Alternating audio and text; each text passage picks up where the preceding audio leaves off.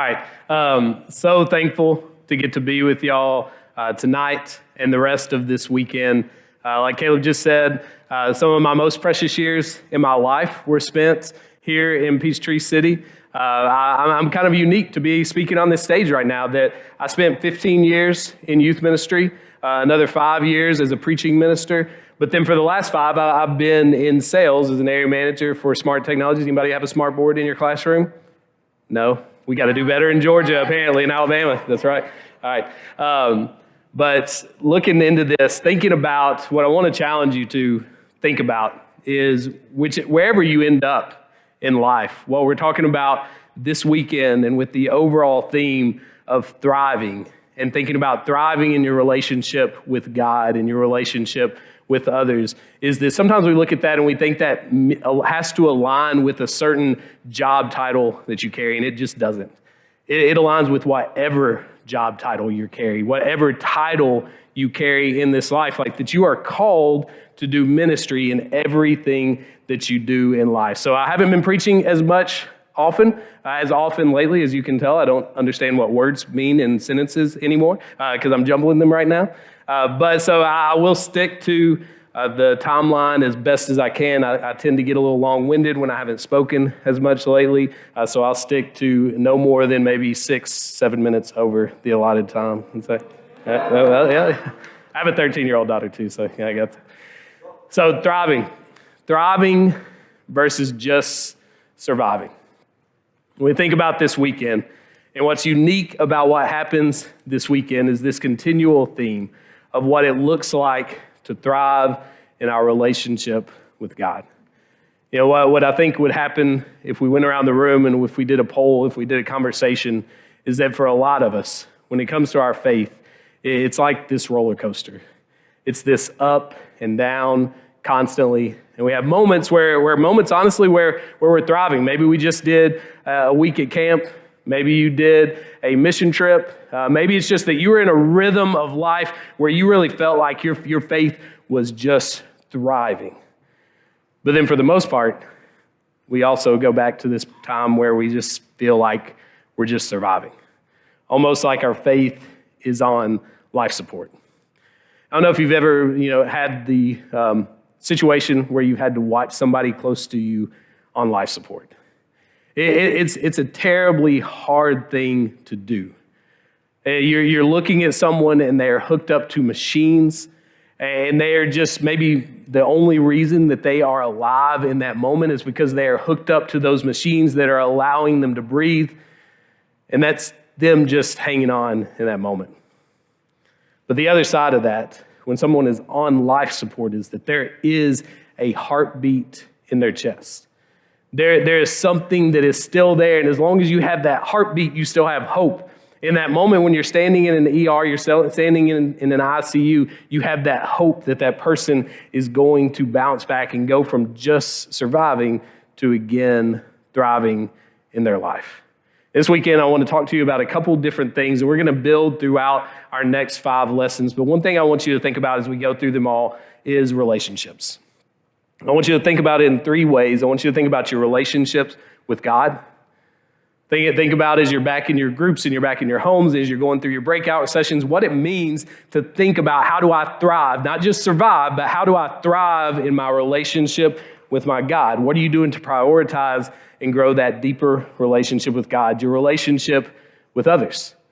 As we talked about, and Chris and Caleb just said a moment ago, we're talking about loving our enemies and loving people who are difficult in our life. So what are you doing in these relationships? But also beyond that, loving the people that are easy and leaning into the people that are easy.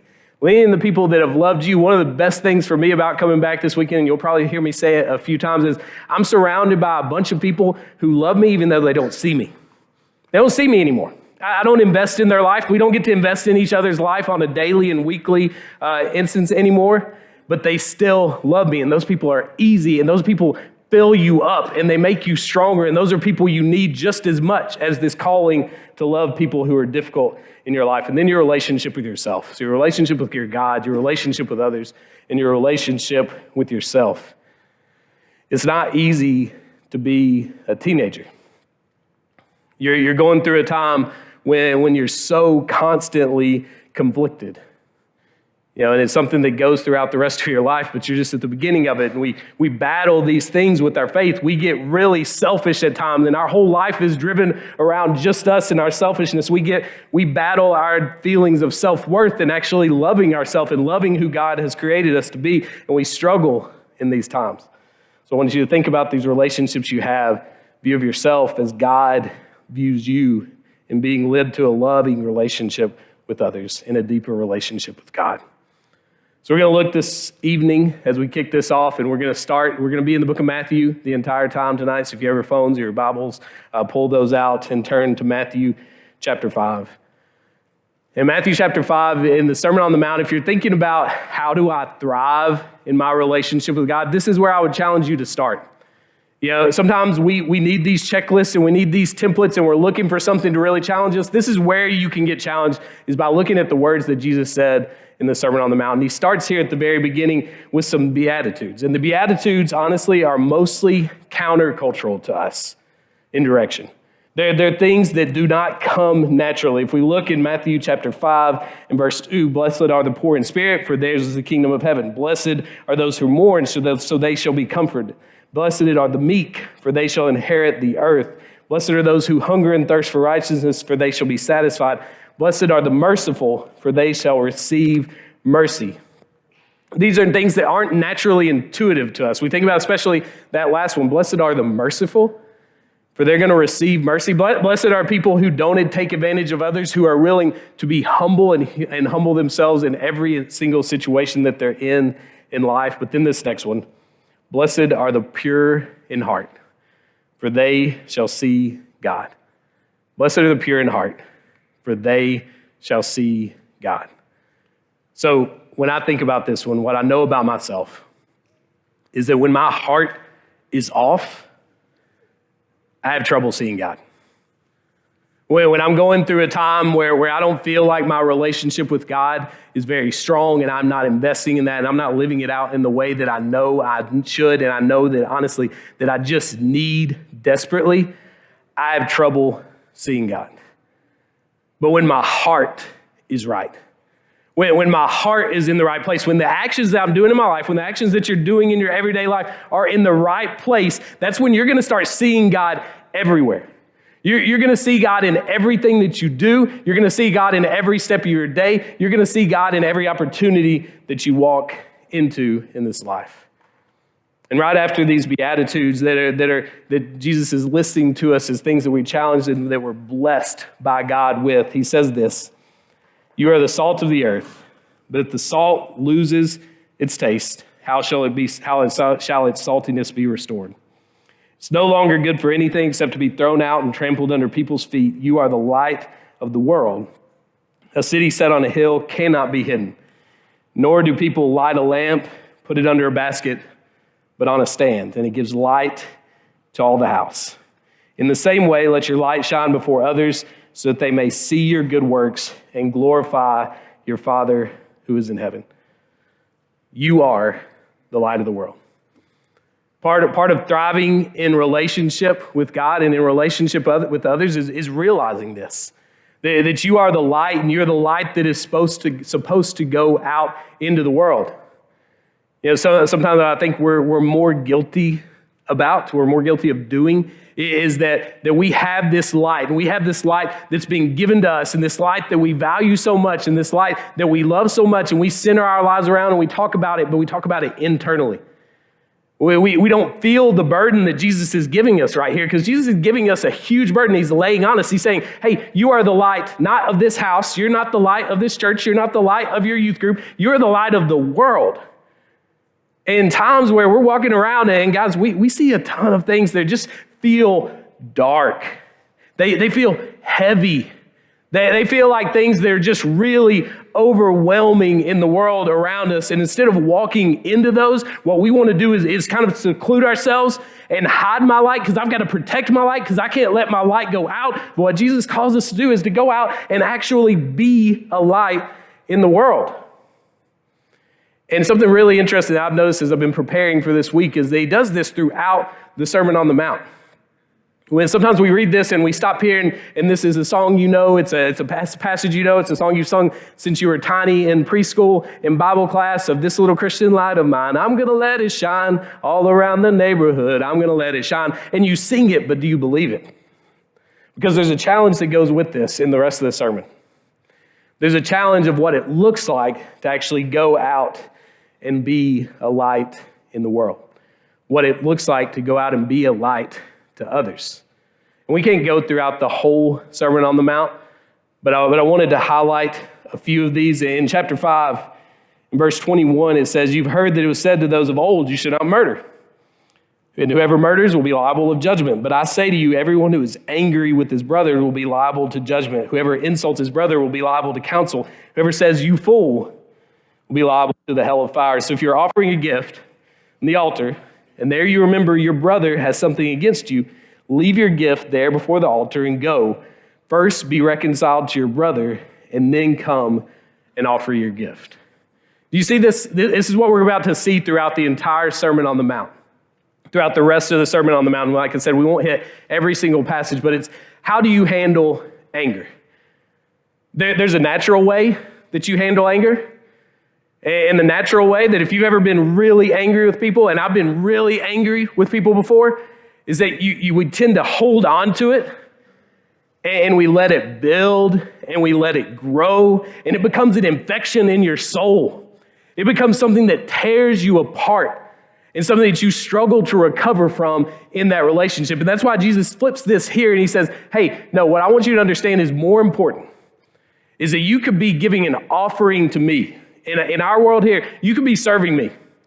You could be doing something that is very sacrificial and is glorifying me, but you don't have a relationship that is right with your brother. You have this anger in this relationship with your brother. What I want you to do is drop that and go do whatever it takes to squash that beef, like to end whatever it is that you're going through and make it right. So how do you handle anger? How do you handle being taken advantage of? Later in that verse, in that same passage, it says, you've heard that it was said, an eye for an eye, tooth for a tooth. Sounds good to me, right? But I say to you, do not resist the one who is evil. But if anyone slaps you on the right cheek, turn to him also the other. If anyone would sue you and take your tunic, let him have your cloak. If anyone forces you to go to 1 mile with him, go 2 miles. Give to the one who begs from you, and do not refuse the one who would borrow from you. Guys, do you see how opposite this is to the culture that we live in? What Jesus challenges us to is, he says, hey, if someone is taking advantage of you, and I'm not talking about manipulating you, that's a whole different topic of conversation, things that will probably be hit on in the class session. I'm not talking about a toxic relationship, something that is very unhealthy, but he says here, if someone slaps you on the right cheek, do what is counter to what they would expect you to do, instead of returning it, because that's what we want to do, right? Somebody slaps me on the right cheek, I can promise you what I want to do is slap them on the left and slap them on the right and slap them with a couple more uppercuts, and I don't want to turn the other cheek. But what you do, instead of returning, is we choose to turn. Instead of fighting, instead when somebody offers, asks to steal, or doesn't ask, they just steal something from you, they take your cloak, and you see that they're in need, man, like, you need that cloak so bad. Here's my boots. I'll give you whatever you need. You don't just fight back. You do something that's totally opposite and totally counter, and you give to them. You don't give the minimum requirement. You do more. They ask you to go 1 mile with them. They over ask, and you do more than expected, because that's what Jesus calls us to do. Embracing your enemies. This is one we're going to circle back throughout the entire weekend. How do you love and embrace your enemies? Jesus says here that you've heard it said to love your neighbor. But I say to you, love your enemies and pray for those who persecute you, for those who are hurting you. You're not praying for them to have some just amazing life. What you're praying for is deliverance, because there's something going on there when somebody is an enemy of God. How do you handle self-righteousness? There's this in chapter 7. He calls us to judge not, that you be not judged, but remove this plank from your own eye so you can get the speck out of your brother's. We have the tendency to do this, right? And the whole concept here that we all struggle with, and it's something that we all fall into if we're not careful, is that we have this tendency to look at everything that is wrong with everybody else, what their problems are, what they are doing wrong, and we ignore the things that we need to fix in our own life, the things that we need to make right, the things that we can focus on, and then we can help them, then we can be better together. How do you handle just relationships in general? Do you do unto others as you would have them or you would wish that they would do to you? How do you treat people in your life? And at the end of chapter 7, verse 24, there's another passage that you're very familiar with. Everyone then who hears these words of mine and does them will be like a wise man who built his house on the rock. The rain fell, the floods came, the winds blew, and it beat on the house, but it did not fall because it had been founded on the rock. And everyone who hears these words of mine and does not do them will be like a foolish man who built his house on the sand. The rain fell, and the floods came, and the winds blew and beat against that house, and it fell, and great was the fall. What I want you to think about as we get this weekend kicked off is how much your relationship with God is going to be reflected in your relationship with others. How is your relationship with God being built? One thing that I've realized in life and in years of doing ministry and now living it in a different way is we have this tendency, like I said at the beginning, to fight for these highs. And that's not a bad thing. This weekend, I hope, is a high for each and every one of you. But what we can do and what we can have the tendency to do with those highs and lows in our faith is that we can have this moment that we are on this mountaintop. And what that does, that is exactly what Jesus is talking about. It's a faith that's built on the sand. It's one that when we're looking at it from the outside and even the way we feel personally in that moment, it feels strong. Like if I'm looking at that house that was built on the sand, it was way easier to build, right? I could put that up. It's way cheaper. I don't have to build a foundation. I don't have to pour any concrete, and I can build this. And when you look at it from the outside, it shot up quickly, and it looks just as good. And the truth is that we sometimes miss that. We've said this our whole life. We've sang the songs our whole life, but we don't talk about it feels just as good. It feels strong when you're coming off of that spiritually high moment. But the danger there is that there will be storms. There are going to be storms in your life. There are going to be winds. There's going to be rain.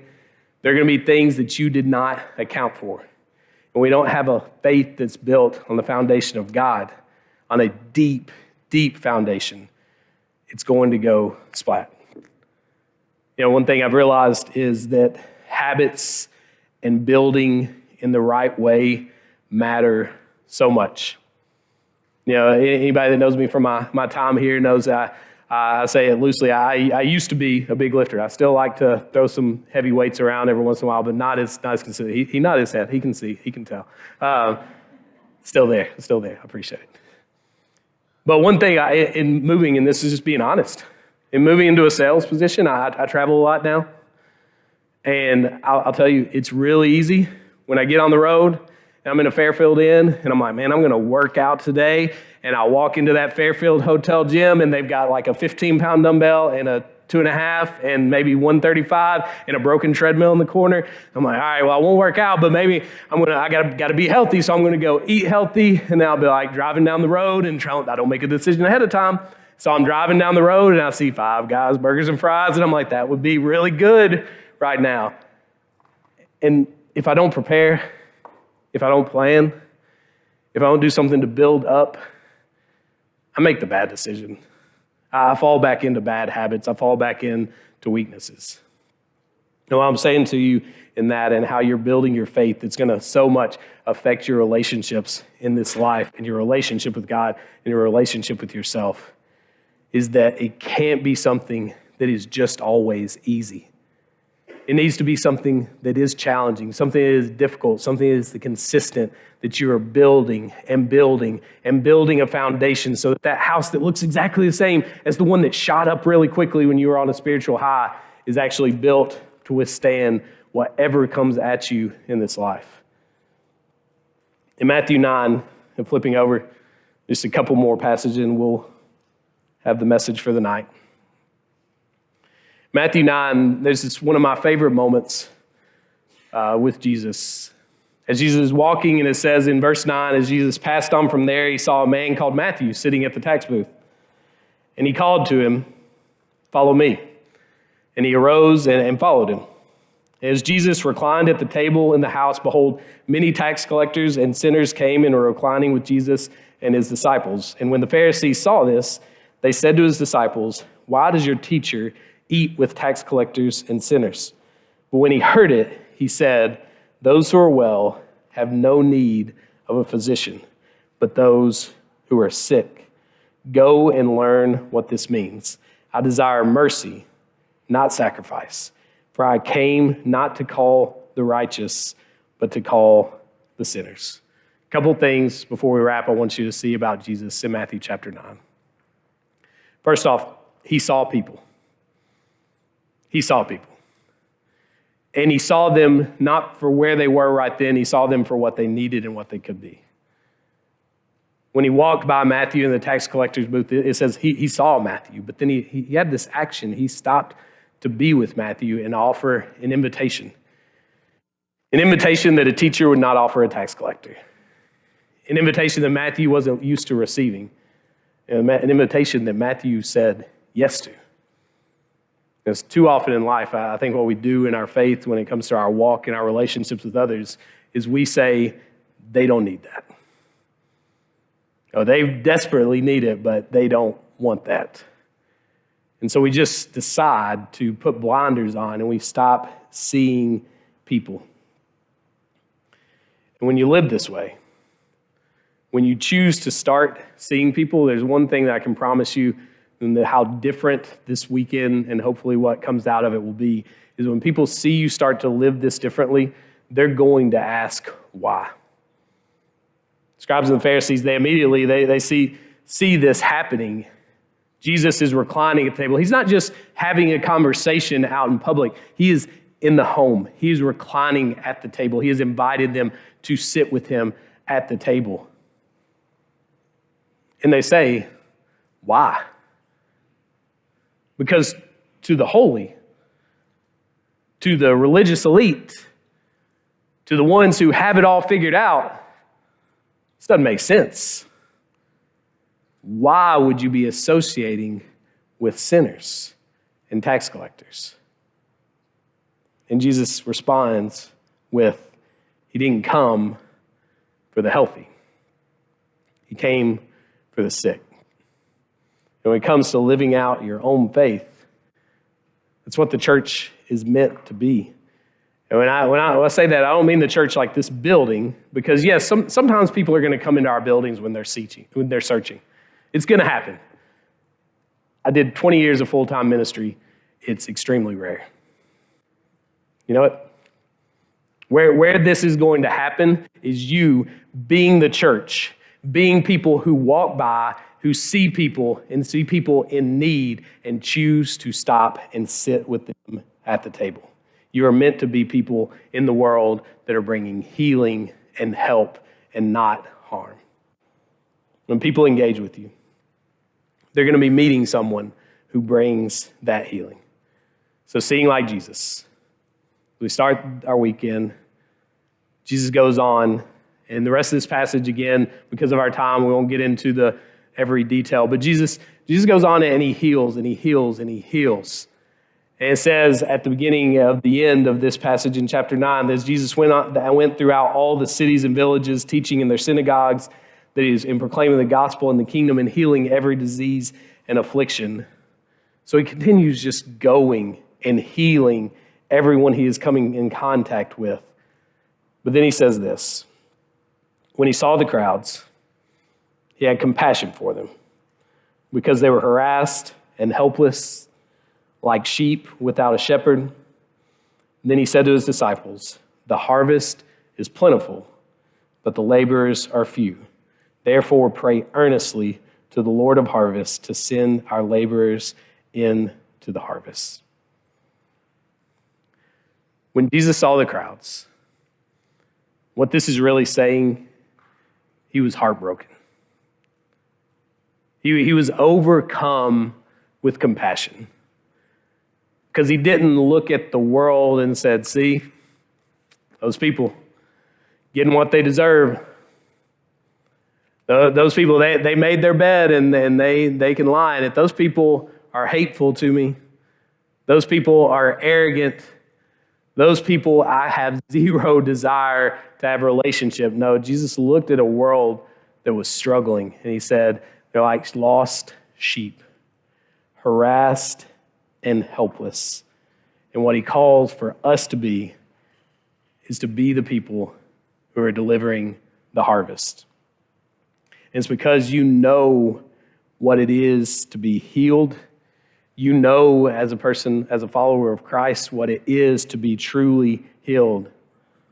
So you see those same people in your life, and I want you to think about it throughout this weekend, in your life who are confused, who are harassed, who are helpless, those people who are lost.